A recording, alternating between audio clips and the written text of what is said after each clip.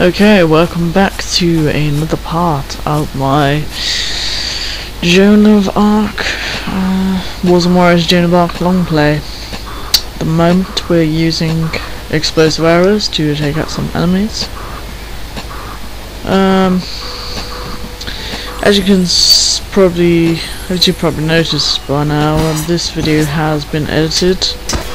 Well, I say edited, I edited all my videos so that all the boring stuff is edited out and only the relevant stuff is put in, because if you keep watching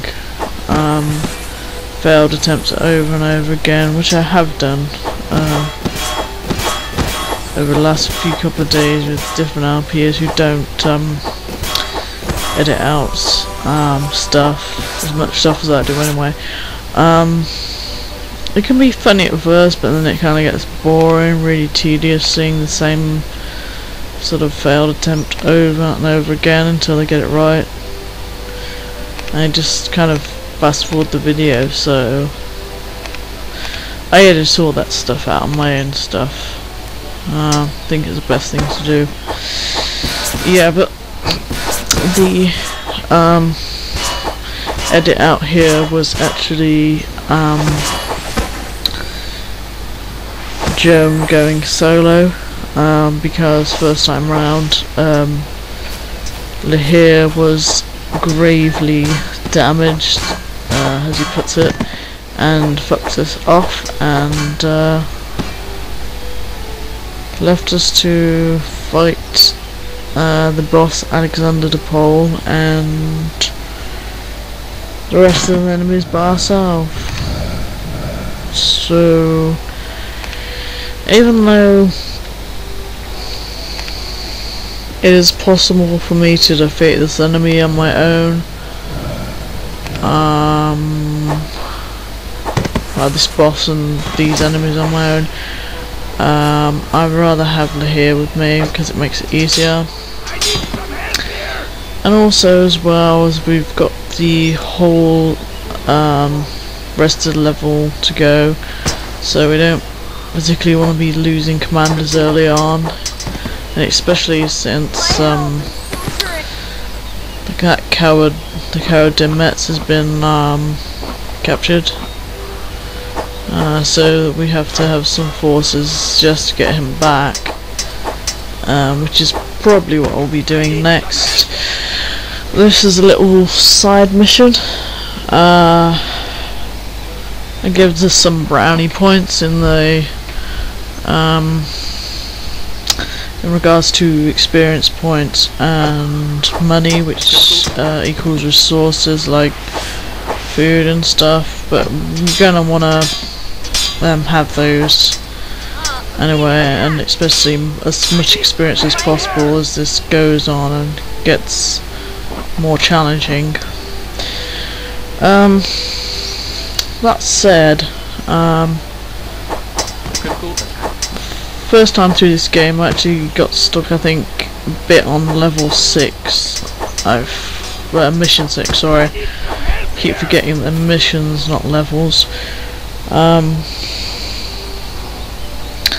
I did manage to do that on my own though, after a little while. But it was mission 7 that really got me, and I looked around the internet to try and find any help for that mission, and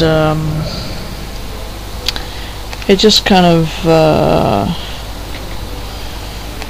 came up with the missions I'd already completed, so it was a waste of time really. And so I actually developed a strategy and beat level 7, no, mission 7 myself, which is not that common for me to do, because it has to be a game I'm really into, me to finish it in the first place, and especially if I get stuck.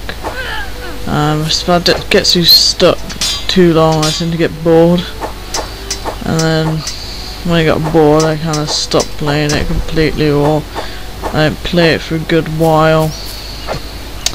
Kind of how I've got to with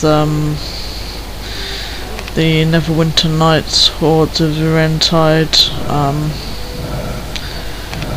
expansion pack at the moment. I was playing that and got pretty bored with it,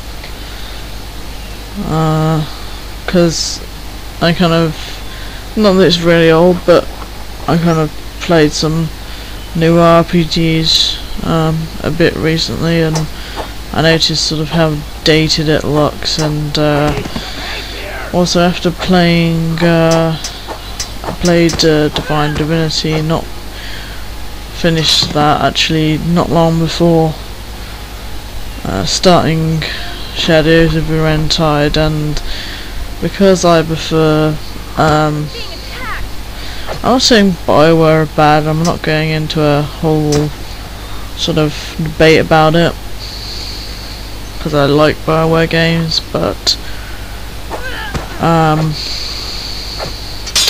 as far as fantasy RPGs go, I actually prefer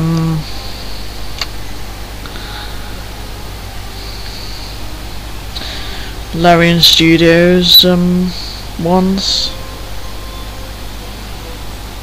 because I think they're more interesting, and I just seem to enjoy them more.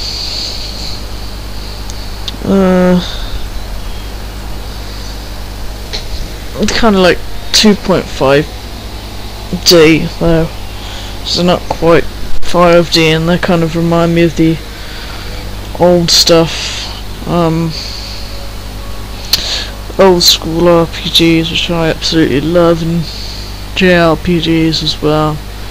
That's pretty much an old school CRPG, and I'm not talking about Divinity 2, Ego Draconics. I haven't even played that.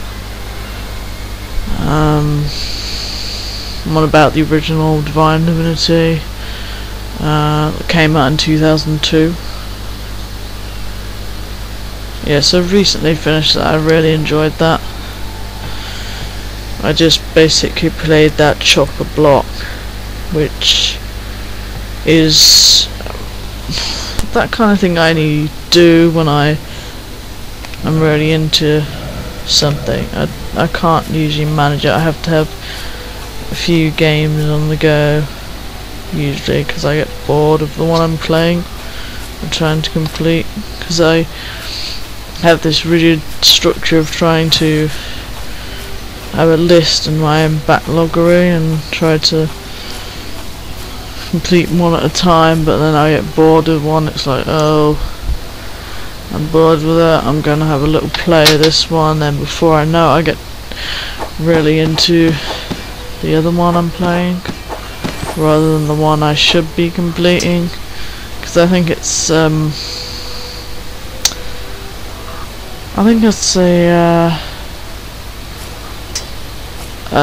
mindset thing, because I think like I shouldn't be playing it, and you know, so therefore I end up enjoying, you know, I should be completing this, so, and it's boring so I don't, and then I'm playing the other one. I feel a little bit guilty about it because I'm enjoying the other one more, but I said, oh, I'd complete this one before.